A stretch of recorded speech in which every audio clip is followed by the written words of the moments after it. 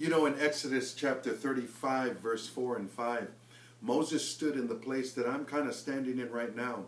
And he was trying to get the people to put their money on a mission. And he was successful. In verse 4 and 5, he says, "And Moses spoke to all the congregation of the children of Israel, saying, This is the thing which the Lord commanded, saying, Take from among you an offering to the Lord. Whoever is of a willing heart, let him bring it as an offering to the Lord. Gold, silver, and bronze." And then he goes on and he talks about the things that he had commanded the people to bring. Now, he didn't command the people because he was this big hierarchy and he was this guy who was the boss. He just did it because he was divinely directed of God. And so you know what? The people went ahead and they did what Moses did. Now I want you to look at the results. The results are found in in Exodus 36, the next chapter over, verse 4 to 6. It says, "Then all the craftsmen who were doing all the work of the sanctuary came, each from work he was doing, and they spoke to Moses, saying, The people bring much more than enough for the service of the work which the Lord commanded us to do. So Moses gave a commandment," listen to this, "and they caused it to be proclaimed throughout the camp, saying, Let neither man nor woman do any more work for the offering of the sanctuary. And the people were restrained from bringing." Now, how would you like to hear an offering charge like that? Where Elder Bob gets up and he says, "Hey, we just got word from Pastor Dave. We have enough money. Don't give anymore." You know, it's possible. It's possible for us to have all that we need, but we've got to put our money on a mission. You can't think about it when it comes to offering time. You can't think about what you're going to give in January. And so that's why I'm wanting to help you and I put our money on a mission. I want to ask you to do two things, and it's very simple. Number one, and it's there in your notes, prayerfully consider what you will give above your tithes on a monthly basis. Get together with your family now in the month of November and December and say, okay, on top of our tithes, we are going to pledge to give $100 to the Lord, or $200, or maybe even $50. Start somewhere that you can manage, but don't make it real easy. Make it a step of faith. If 100 is too hard for you, start at 75 and believe God.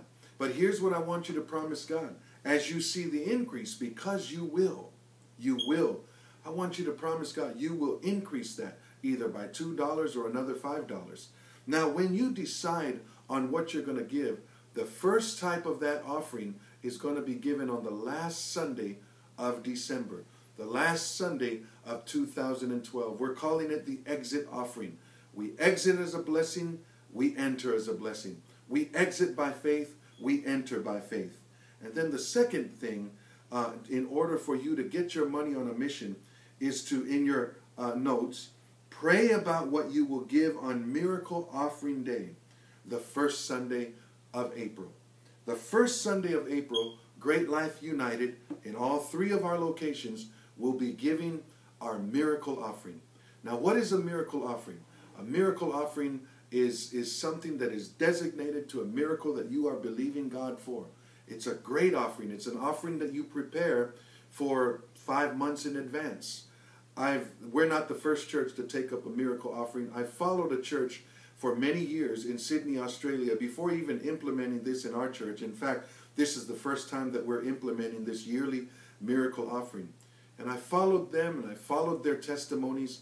And man, let me tell you what God had done for them. He paid off facilities, helped them to purchase land. And I asked the pastor and some of the people on staff who I knew really well, and I still know well, so what kind of offerings would you guys give? They said, oh my goodness. Some people started out with $500, and this was 5 years ago, and now those same people are giving entire paychecks. There are even other people who are giving 2 of their paychecks to the church. One business had given close to $10,000 on Miracle Sunday. Now, you might be saying, okay, why does it have to do with an amount? Because an amount always is a reflection of your passion and your faith. You know, a lot of people say, well, what about what Jesus said when this lady gave only 2 pennies, just 2 denarii? You know what? She didn't just give her 2 denarii. She gave everything she had. See, he said those people who had a lot gave out of their comfort, but she gave out of her need.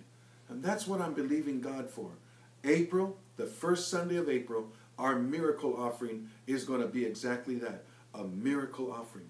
And so that's what we wanted to talk about tonight, church. I will visit again in December, and we'll bring back this heart and soul meeting, and we'll see where we are, and we'll begin to set things in place. But don't wait for the next meeting. Whatever thoughts you have for the church on a mission. I was talking with my daughter, CI, yesterday on the phone, and she had